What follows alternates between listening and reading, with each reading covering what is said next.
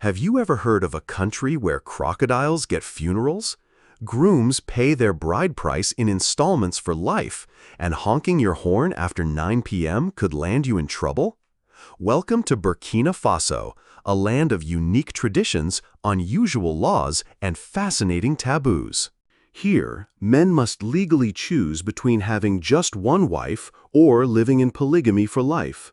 Mobile markets balance on vendors' heads as they weave through busy streets, and in some villages, people take sand baths to save water. Today, we're diving into 15 shocking facts and taboos you'll only find in Burkina Faso.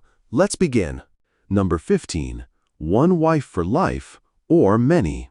In Burkina Faso, marriage comes with a big decision, one that's legally binding forever. When a man marries for the first time, he must declare whether he chooses monogamy or polygamy. Once declared, there's no turning back.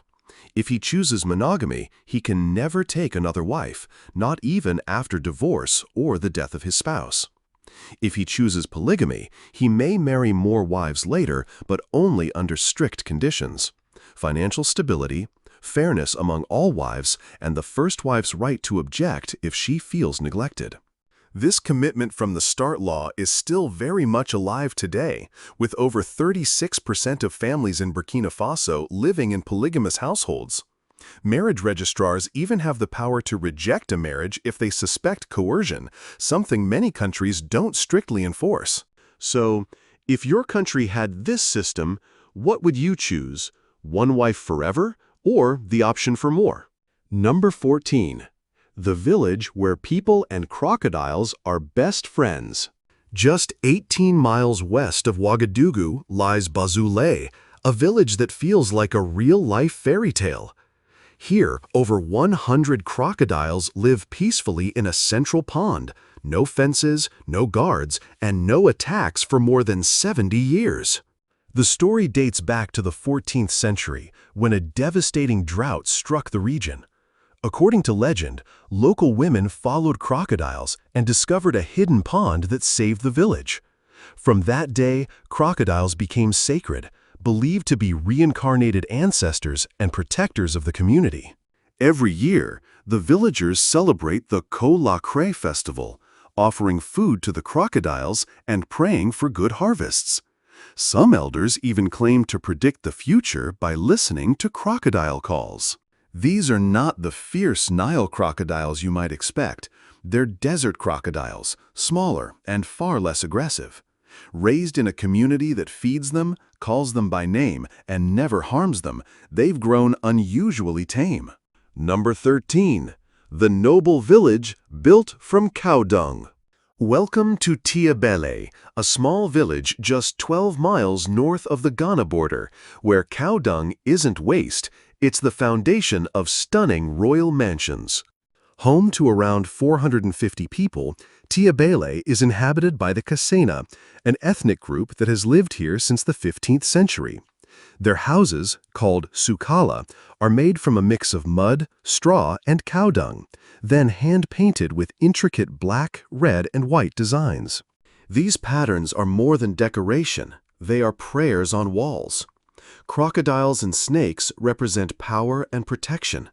The moon, stars, and mythical creatures symbolize harvests, wisdom, and rebirth. Each year, after harvest season, in February or March, about 15 women are chosen to repaint the walls using natural pigments: charcoal for black, red earth for red, and limestone chalk for white. To protect the art, they brush on a special oil made from local beans, helping the designs last for years. Tiabele isn't just a village, it's a royal compound. Roundhouses are for singles, octagonal ones for elders, and rectangular homes for couples. Doors are small, windows almost non-existent, shielding the interiors from the burning sun and potential intruders. Inside, you'll find simple clay furniture and neatly arranged household items. Number 12. The left hand taboo. If you're left-handed, life in Burkina Faso might be challenging. Here, the left hand isn't just less preferred, it's considered unclean and disrespectful in social settings. Among the Masi, Gorunsi, and Bwa ethnic groups, the left hand is linked to personal hygiene and bad deeds. The right hand, on the other hand, represents honor, respect, and purity. Giving money, food, or even a handshake with your left hand can offend someone instantly, especially elders and village chiefs. A survey by the Ouagadougou Institute of Anthropology found that over 90% of Burkina feel directly insulted if handed something with the left hand. Even children born left-handed are trained from a young age to use their right hand for greetings, eating, and giving or receiving items. In the past, schools would even tie a child's left hand behind their back while writing or eating, forcing them to adapt to cultural etiquette. So, if you visit Burkina Faso, remember the right hand is always the right choice. Number 11. Frequent power and internet shortages. If you think a 15-minute blackout is frustrating, imagine living in a place where having electricity at all is considered a luxury. In Burkina Faso, only 56% of urban residents have regular access to power, and in rural areas, that number plummets to just 1%. That means over 17 million people, nearly the entire rural population, spend their nights in darkness. No lights, no TV, no Wi-Fi, and no way to charge a phone. The country has one of the lowest electrification rates in the world, relying heavily on imported power from Ivory Coast and Ghana. Outages lasting 2 to 12 hours happen 3 to 5 times a week. Internet access is even more limited. In many villages, it's virtually non-existent. Even in the capital, Ouagadougou, Wi-Fi is slow, costly, and averages just 2 to 5 megabits per second, barely enough to stream a video or hold a video call. Number 10. Africa's biggest film festival. When most people imagine Burkina Faso, they think of farmland and dry landscapes, not red carpets and movie premieres. But Ouagadougou, the capital, is the beating heart of African cinema. Since 1969, it has hosted FESPACO, the Pan-African Film and Television Festival of Ouagadougou, the largest film festival in Africa. Every 2 years, it brings together filmmakers, producers, actors, journalists, and cinema lovers from all 54 African countries and beyond. The event now draws more than 100,000 attendees, screening over 200 films across theaters and outdoor venues throughout the city. From dramas and documentaries to animations and experimental shorts, it's a celebration of African storytelling in all its forms. The festival's top prize, the Étalon d'Or de Yanenga, or Golden Stallion of Yanenga, is considered Africa's version of the Oscar. It's named after Princess Yanenga, a legendary warrior and founding mother of the Masi people, who make up over half of Burkina Faso's population. Number 9. Don't touch someone's hair. In Burkina Faso, hair is far more than a style. It's considered the home of the soul. Among the Masi and Gorunsi people, hair acts as a spiritual antenna, connecting a person to their ancestors. Women here take great pride in elaborate hairstyles, often spending 4 to 6 hours braiding patterns that reveal age, marital status, and even social standing. Some women only braid their hair during a new moon, believing it brings good fortune and strengthens ancestral bonds. Because of this deep cultural meaning, touching someone's head, especially a woman's or a child's, is seen as a serious violation of personal space. Even friendly gestures, like ruffling a child's hair or admiring a braid, can be considered deeply disrespectful. Number 8. Bathing without water. In the dry Sahel region of Burkina Faso, where temperatures often soar above 104 degrees Fahrenheit, 40 Celsius, and water is as precious as gold, locals have developed a unique hygiene tradition, sand bathing. When water is scarce or needed for cooking and farming, people use hot, sun-warmed sand to clean themselves. They pour it over their bodies, rubbing it into the skin to remove sweat, dirt, and dead cells. The process works much like an exfoliating scrub, while also giving a soothing, massage-like effect.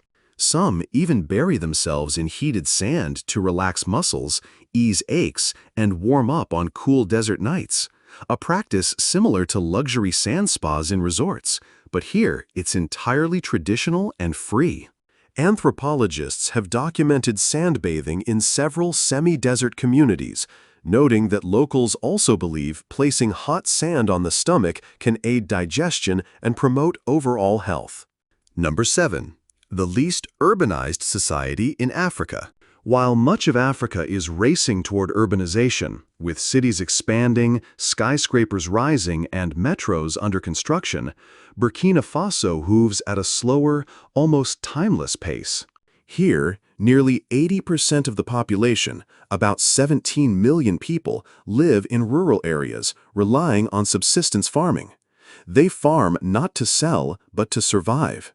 Each harvest is measured in meals for the year, not market profits. Families grow enough corn, millet, or sorghum to eat, raise a few goats or chickens, and bring any surplus to the village market to trade for salt, oil, or soap.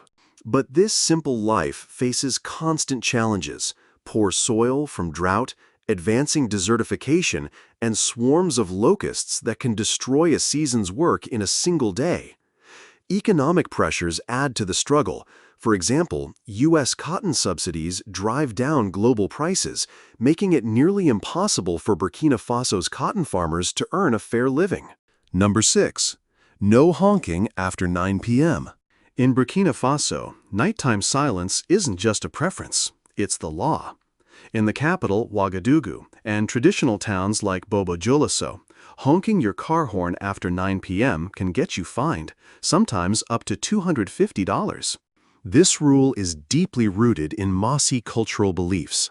Nighttime is when ancestors are thought to pass through villages, and loud, sudden noises are believed to disturb their presence. A late-night honk could startle an elder, wake a child, or, as tradition holds, disrupt the balance between the living and the spiritual world. Some villages even have night patrols whose job is to maintain the peace after dark. The quiet runs so deep that over 150 radio stations across the country shut down after 10 p.m., leaving only the sounds of insects, distant drums, and the wind through the millet fields. In Burkina Faso, the night belongs to the ancestors, and silence is sacred. Number 5. The indigenous aliens of West Africa. On the dramatic cliffs of the Bandiagara Plateau, where homes cling to the rock face and narrow paths wind through ancient terrain, lives the Dogon people, a community whose traditions stretch back thousands of years. Their mud brick cliff dwellings are remarkable, but what has astonished the world is their advanced astronomical knowledge. Long before telescopes were invented, the Dogon knew that Sirius, the brightest star in our night sky, is not a single star, but part of a binary, possibly even a triple star system. They spoke of Sirius B, an invisible companion star that orbits Sirius A every 50 years, a fact NASA only confirmed in the 1970s using modern technology. Even more mysteriously, they describe the size, weight, and elliptical path of this white dwarf star with uncanny accuracy. The Dogon say this knowledge was given to their ancestors by the Nomo, amphibious, fish-like beings who came to Earth from Sirius in a spiral-shaped ship. Number 4. Installment plan weddings. In many countries, installment payments are for houses, cars, or phones, but in Burkina Faso, they can also apply to marriage. Among the Mossi and Gurunsi people, a wedding and the bride price aren't settled all at once. Instead, the groom begins with a symbolic deposit, perhaps a chicken, a bundle of millet, corn liquor, or a stack of firewood, given to the bride's family. The rest is paid in annual installments, usually after each harvest. Year after year, the groom delivers rice, peanuts, goats, or whatever he can afford to his in-laws. There are no official receipts or contracts. The payments are a living reminder. I remember my commitment, and I still care for your daughter. Elders say this system strengthens bonds between families. In-law relationships don't end with the wedding, they continue to grow. And if trouble arises in the marriage, the bride's parents can claim the bride price isn't fully paid and either mediate or bring their daughter home. Number 3. Mobile markets on heads. In Burkina Faso, you don't go to the market comes to you. No pickup trucks, no delivery apps, no neon-lit 24-hour stores. Here, an entire shop fits neatly into a single basket, expertly balanced on the head of a street vendor. These walking supermarkets weave through villages, fields, and dusty crossroads like moving works of art. Inside those baskets, a miniature world. Sweet fruits, buckets of dried fish, sizzling meat skewers, even tea stalls complete with a charcoal kettle. And every step is guided with a subtle tilt of the head, as natural as breathing. But it's not just the goods, it's the performance. Vendors don't rely on flashy signs or loudspeakers. Their voices carry the charm. Oranges as sweet as first love, one might sing. Or, buy these mangoes, sister, and your skin will glow. Some vendors dance, others mimic children's voices, all to make you smile. Number 2. Music in the nation's veins. Picture a dawn in a red earth village. The air is still, no car horns, no electronics, only the deep, wooden tones of the balafon, a traditional xylophone, drifting between thatched roofs. Children beat djembes with tiny hands, learning rhythm before they can even write their names. Here, music isn't a hobby, it's a birthright. Across more than 60 ethnic groups, music binds the nation together. The balafon, kora, and goni aren't museum pieces, they're living voices at weddings, funerals, coming-of-age rituals, and every gathering in between. Griots, the oral historians, are so respected they're tax-exempt, seated at the place of honor during ceremonies. And tradition runs deep. A single wrong drum beat at a wedding can stop the celebration in its tracks. Under revolutionary leader Thomas Sankara, folk songs even became a tool for political change, spreading ideas to people who could not read but could listen. Today, Burkina Faso's 150-plus radio stations still play traditional tunes, folktales, and even farming tips sung as melodies. Number 1. You can't name your child however you want. In some tribes of Burkina Faso, naming a child isn't just a parent's decision, it's a sacred tradition. Among the Mossi, Bwali, and Guruni people, the honor often belongs to paternal grandparents, clan elders, or even a shaman. In ancient rituals, a shaman may perform a soul-calling ceremony, reaching into the spirit world to discover the child's true name. Here, a name isn't just a word, it's destiny. It can reveal the child's character, role in society, and even their future. If a baby is born right after the death of a family member, they might be named Kusubet, meaning the one who replaces the lost soul. Born during harvest, the name might be Sorgo, symbolizing ripe grain and prosperity. Some tribes even name children based on the day of the week they were born. For example, Pokar might mean born on Wednesday. But there are strict rules. No naming a child after someone who's just died, and no overly ambitious names, which are believed to invite jealousy or misfortune.